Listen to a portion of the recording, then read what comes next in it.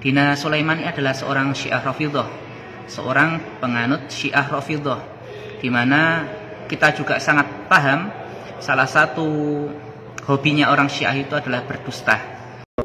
Assalamualaikum warahmatullahi wabarakatuh. Selamat datang kembali di channel Dodi Sefriadi.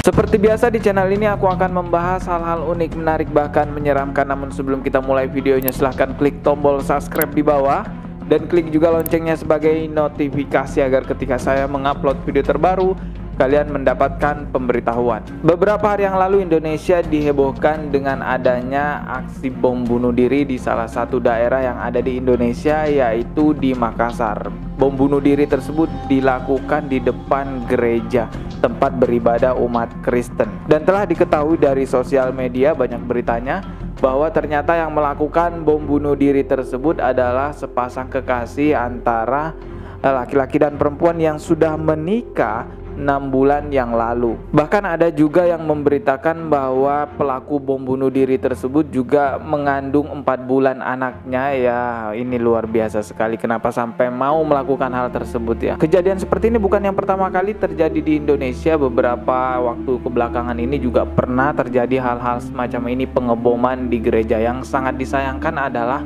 pelaku dari pengeboman ini selalu mengatasnamakan dirinya dari agama Islam, dan juga apa yang dia lakukan bagian dari agama Islam. Orang-orang seperti ini selalu berdalih bahwa dirinya sedang berjihad. Padahal apa yang mereka lakukan, pengeboman di rumah ibadah umat non-muslim, itu bukan bagian ajaran dari agama Islam. Kalau dia adalah orang Islam yang memang mau berjihad memperjuangkan Islam, seharusnya tidak melakukan itu, karena di dalam fikih peperangan umat muslim ada beberapa persyaratan yang harus dipatuhi. Salah satunya adalah dilarang menghancurkan rumah ibadah agama apapun. Itu dalam keadaan perang. Bayangin, dalam keadaan perang aja umat muslim itu dilarang menghancurkan rumah-rumah ibadah. Apalagi di luar dalam keadaan perang, justru seharusnya lebih sangat dilarang lagi. Jadi kalau ada orang yang mengebom di rumah ibadah lalu menganggap bahwa itu bagian dari ajaran agama Islam, itu salah besar. Orang-orang yang melakukan pengeboman semacam ini adalah orang-orang yang telah didoktrin pikirannya mengenai aliran-aliran sesat yang mengatasnamakan Islam. Oleh karena itulah sedini mungkin kita harus benar-benar mensosialisasikan tentang bahaya dari aliran-aliran sesat. Semoga pemerintah kita serius dalam memberikan informasi ataupun edukasi tentang bahaya dari aliran-aliran sesat, agar kedepannya tidak terjadi lagi hal-hal semacam ini guys ya. Dan semakin heboh berita pengeboman ini setelah adanya podcast Deddy Corbuzier yang mengundang salah seorang pakar geopolitik Timur Tengah yang bernama Ibu Dina Sulaiman. Ungkapan yang sangat mengejutkan dari Dina Sulaiman ini adalah mengatakan bahwa sumbangan-sumbangan yang dikumpulkan di Indonesia yang seharusnya untuk korban peperangan di Timur Tengah ternyata disalurkan untuk para terorisme yang ada di sana dan untuk membantu pengembangan terorisme yang ada di Timur Tengah. Ini merupakan ungkapan ataupun statement yang sangat luar biasa, karena kita tahu yang menonton podcast Deddy Corbuzier itu dari berbagai macam kalangan, mulai dari orang awam sampai orang-orang yang memang benar-benar mengerti tentang hal ini, tentunya juga ikut menonton apa yang ditayangkan oleh Master Deddy Corbuzier. Dan agar tidak menjadi tanda tanya besar kepada masyarakat Indonesia, apakah benar yang dikatakan oleh Ibu Dina Sulaiman itu mengenai bantuan dana untuk terorisme yang ada di Timur Tengah? Apakah itu salah sasaran ataukah memang sengaja disasarkan untuk para terorisme di sana agar teroris berkembang luas dengan adanya bantuan dana-dana dari Indonesia? Harusnya statement ini kembali diverifikasi ulang atau dicek ulang mengenai kebenarannya, bisa menghadirkan pakar-pakar yang lainnya untuk melihat kebenaran yang sebenarnya itu seperti apa, dan juga melibatkan orang-orang yang ikut langsung terjun untuk melakukan ataupun mengikuti kegiatan bantuan-bantuan kemanusiaan yang disasarkan kepada korban peperangan Timur Tengah. Karena setelah beberapa hari video podcast Master Deddy Corbuzier dengan Ibu Dina Sulaiman ini diupload di YouTube, ada beberapa aktivis kemanusiaan Timur Tengah yang menanggapi video tersebut. Salah satunya adalah Ustadz Ihsanul Faruqi yang mengatakan bahwa apa yang dikatakan oleh Ibu Dina Sulaiman di podcastnya Deddy Corbuzier itu tidak benar. Bahkan Ustadz ini juga mengatakan bahwa Ibu Dina Sulaiman ini merupakan tokoh Syiah dan harus berhati-hati karena tokoh Syiah itu sangat dikenal dengan takiyahnya. Takiyah itu adalah menganggap berbohong itu sebagian dari ibadah. Coba kalian simak video berikut ini. Bismillahirrahmanirrahim. Assalamualaikum warahmatullahi wabarakatuh. Alhamdulillah wassalatu wassalamu ala Rasulillah wa ala alihi wa sahbihi wa man walah. Asyhadu an la ilaha illallah wa la syarika lah wa asyhadu anna Muhammadan abduhu wa rasuluh.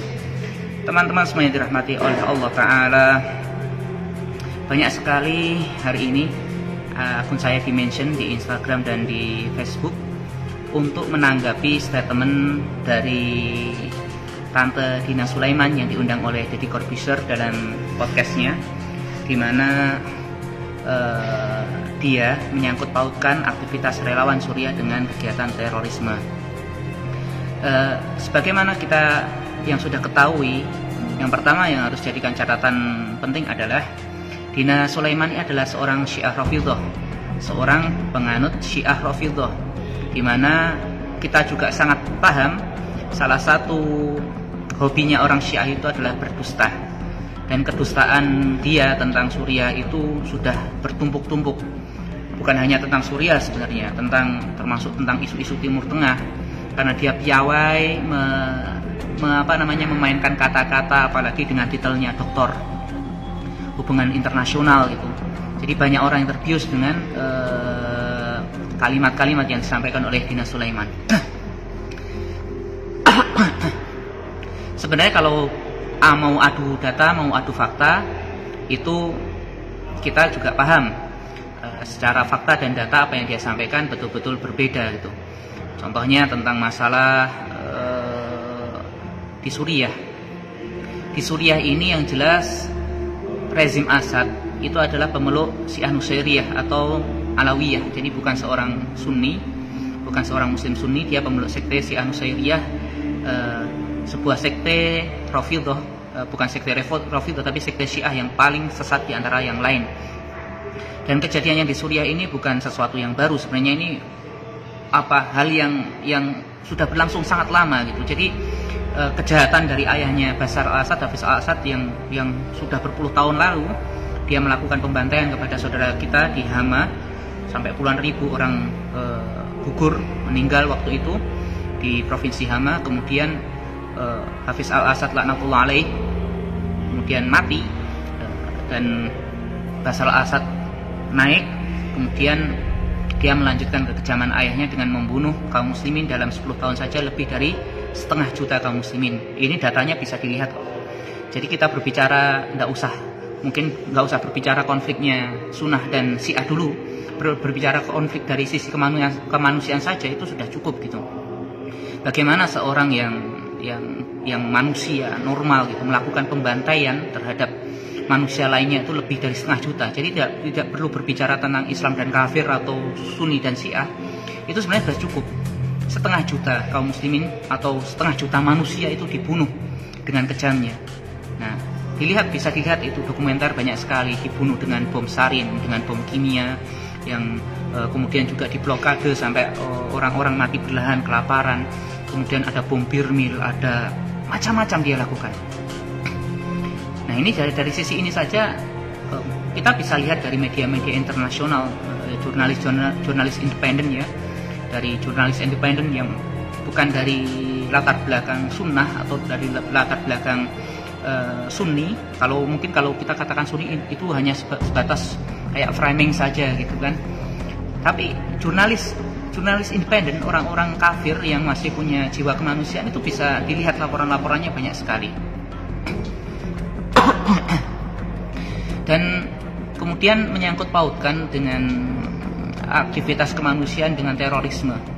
Nah, apakah ada buktinya? Kalau buktinya itu relawan yang berfoto dengan bendera pejuang atau revolusi, Bagi saya biasa saja, maksudnya karena apa? Oposisi di Suriah, oposisi itu diakui.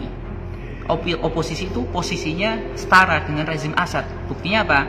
Ada konferensi perdamaian antara kubu Assad dan kubunya para pejuang itu dalam meja yang sama, diakui.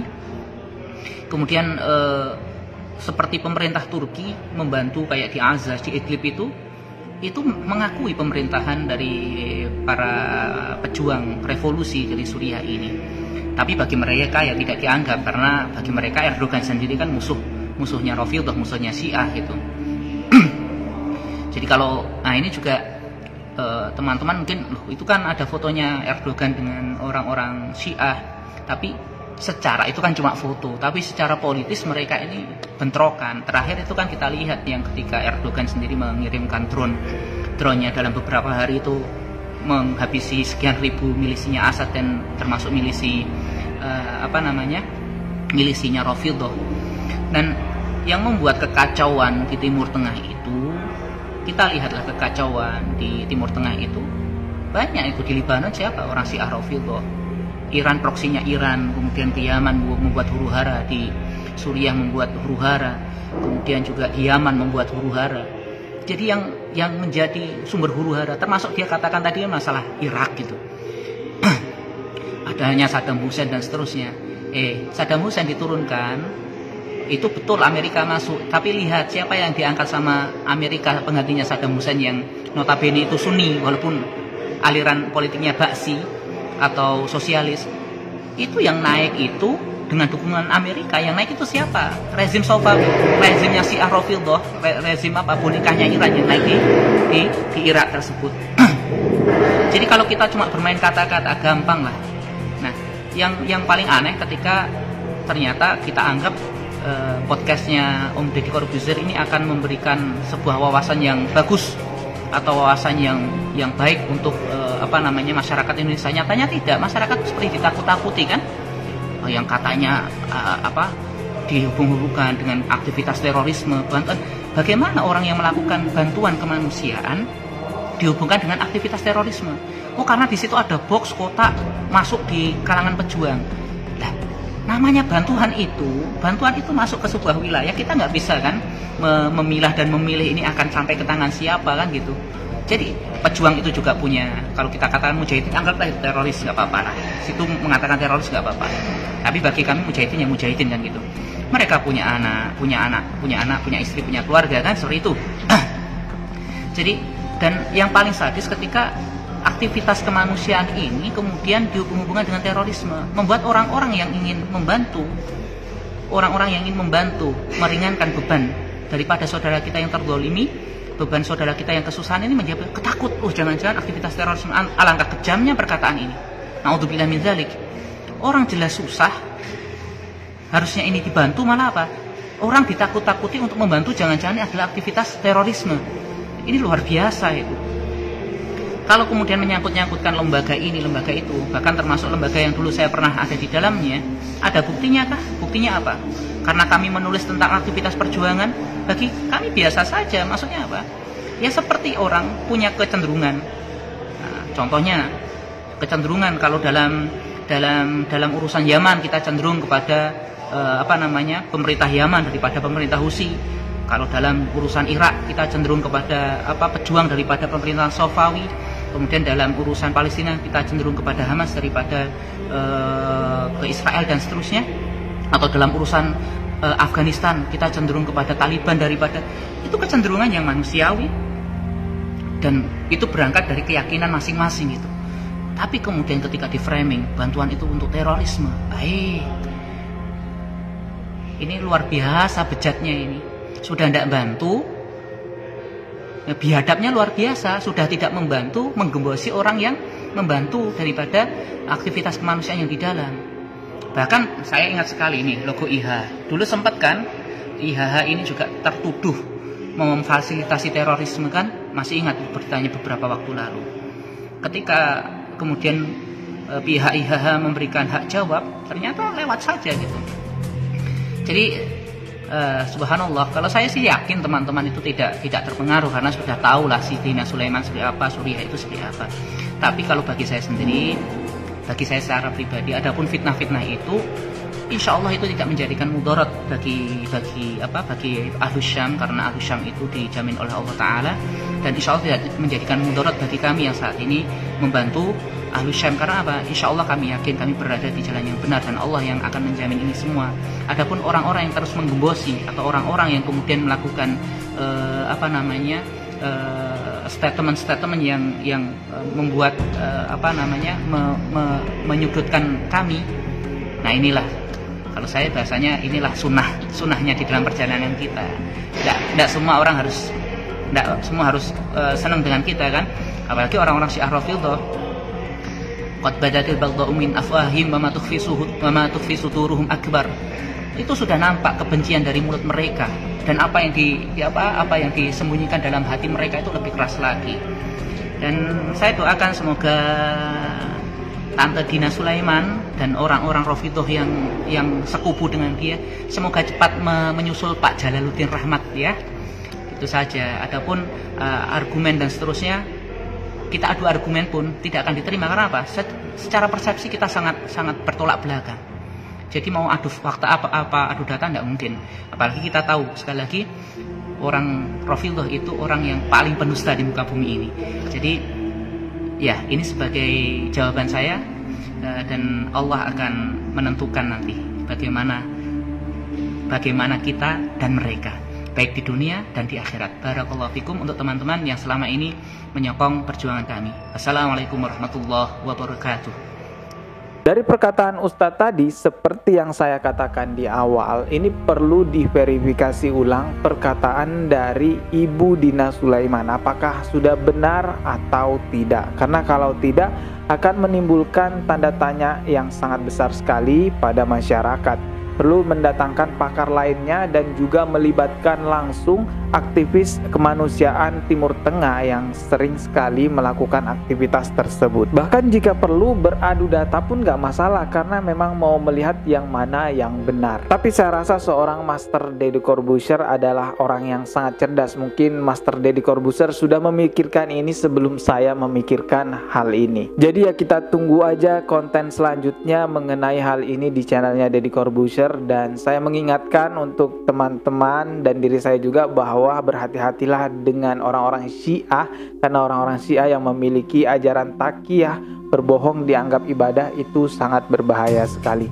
Banyak lagi ajaran-ajaran lainnya yang menyimpang jauh dari ajaran agama Islam yang tentunya bagi kami itu adalah aliran sesat. Dan di sini saya juga belum tahu sih sebenarnya Ibu Dina Sulaiman itu benar tokoh Syiah atau bukan. Tapi kalau kalian ada yang mengetahui hal ini, silahkan tulis di kolom komentar. Oke, saya rasa cukup seperti itu. Kita tunggu aja informasi selanjutnya. Masih akan ada banyak lagi hal-hal yang akan saya upload di channel ini. Klik tombol subscribe di bawah dan klik juga loncengnya sebagai notifikasi agar ketika saya mengupload video terbaru, kalian mendapatkan pemberitahuan. Jika kalian sudah klik tombol subscribe-nya, kita akan bertemu lagi tetap di channel Dodi Sefriadi. Sekian dari saya. Wassalamualaikum warahmatullahi wabarakatuh.